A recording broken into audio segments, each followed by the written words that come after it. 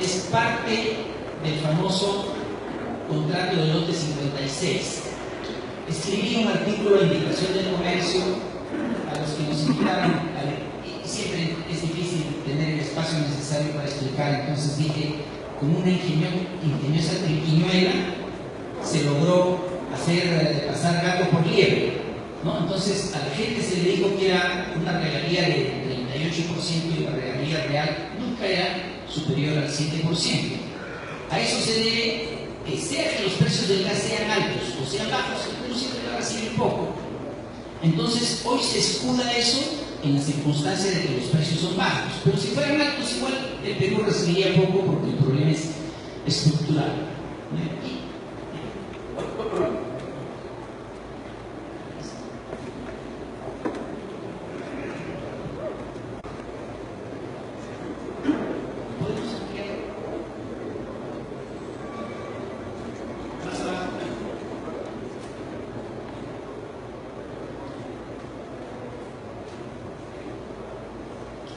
Miren las cifras que aparecen acá.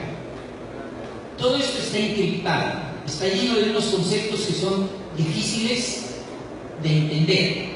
Si yo los pongo en cristiano, BR son realmente los precios internacionales.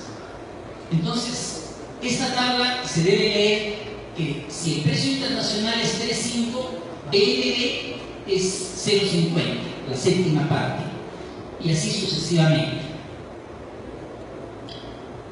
Cuando uno le habla de un porcentaje de regalías, asume que lo está aplicando sobre el precio.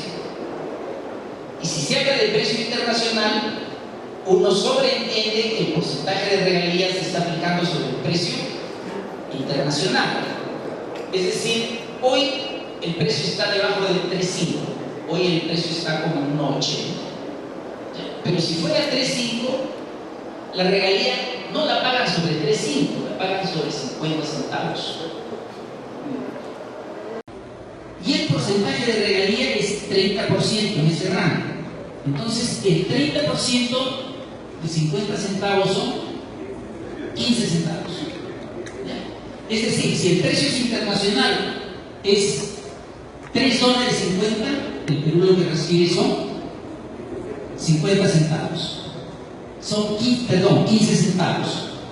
Si hago aquí el cálculo para las condiciones actuales, dice iguales o menores de $2, que es lo de hoy en día. Entonces el BNB, esto de acá, es 20 centavos. El 30% de 20 centavos son 6 centavos. O sea, el Perú recibe 6 centavos como pago de regalías por el gas que exporta a México. ¿Y saben cuánto paga la industria peruana por ese gas en el mismo sitio? La industria peruana paga por ese gas $2.40. Y la generación eléctrica paga $1.50, $1.60. Entonces hay una gigantesca, absurda diferencia de precios entre una cosa y otra. Y en esta tabla son los casos altos. Aquí dice mayor o igual que 10. ¿Cómo lo entiende esto un ingeniero? Si no fuera 10 el precio internacional, si fuera 20, el Perú cobra como si fuera 10. Entonces, yo hice el ejercicio, el precio internacional alguna vez se aproximó a 20, nunca llegó a 20. Hice mi cálculo de cuánto me salía 3%. Entonces, ¿de qué serviría un precio exorbitante si lo que el Perú va a recibir es 3%? Si lo ponemos en términos de petróleo, es como si el precio del petróleo fuera $100 el barril y que el Perú le pagaran $3 de regalía por cada barril. Entonces, el problema es estructural. Está en este contrato. Este contrato es malo para todos los precios, altos o bajos. Hoy se escudan en los precios bajos, pero la razón está en esta estructura. Ese es el problema. Y esta es la cláusula que hay que renegociar. Ya no por razones económicas, o no solamente por razones económicas, por razones de vigilidad de nación. Porque no podemos permitir que los recursos naturales se negocien en estas condiciones. El Perú no lo puede aceptar. Entonces hay que renegociar esta cláusula. Esta tiene que tener valores aceptables, no este tipo de valores. Ese es el tema fundamental.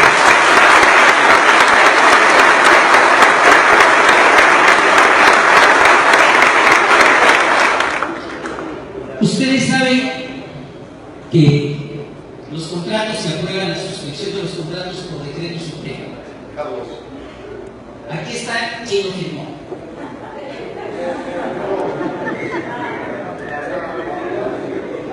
No es factible organizar un contrato de exportación de gas, que es un contrato de largo plazo sobre precios de spot del mercado negro y cambio. No hay manera. No es bancable el proyecto. De modo que los precios reales del contrato son los que no conocemos. Y esto es un engaño. Y encima de eso hay todavía otro tema de la reexportación. Miren cómo se anunció.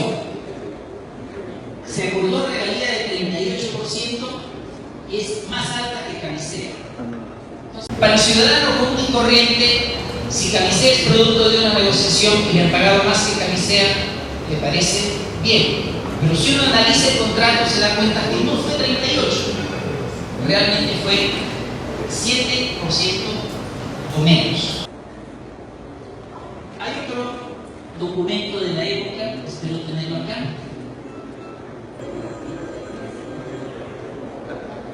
Este es un documento bien interesante y hace justicia, por lo menos en algún aspecto, a una persona que ha sido muy controversial en la historia.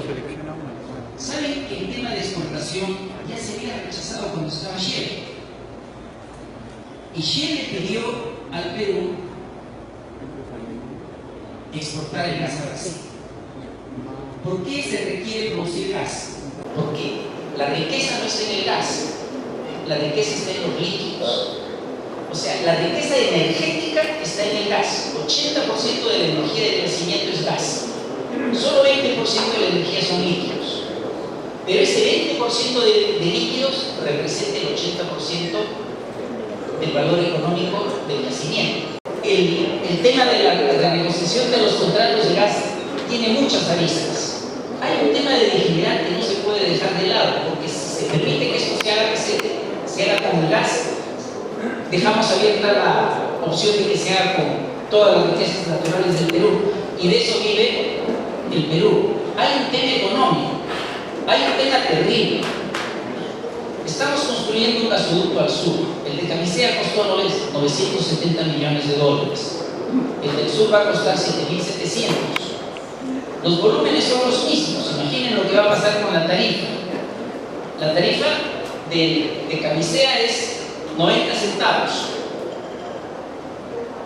Si son 7.700, la tarifa que hay que poner en la parte eléctrica va a significar un 20-30% de incremento en las tarifas eléctricas, que ya hoy son altas. Ya no son baratas las tarifas eléctricas en el Perú. Pero ¿saben cuál es el peor de los problemas? Que no tiene gas. Hay una ley para que el etano se use en la industria de la petroquímica, y eso está en negociación desde hace 5 años y no termina, y este paso no terminará nunca. O sea, en resumen, el tema del gas tiene muchas aristas, no es tan gaseoso como se dice, y es un tema fundamental para el futuro del Perú y para el futuro de sus hijos. Esa es la razón por la que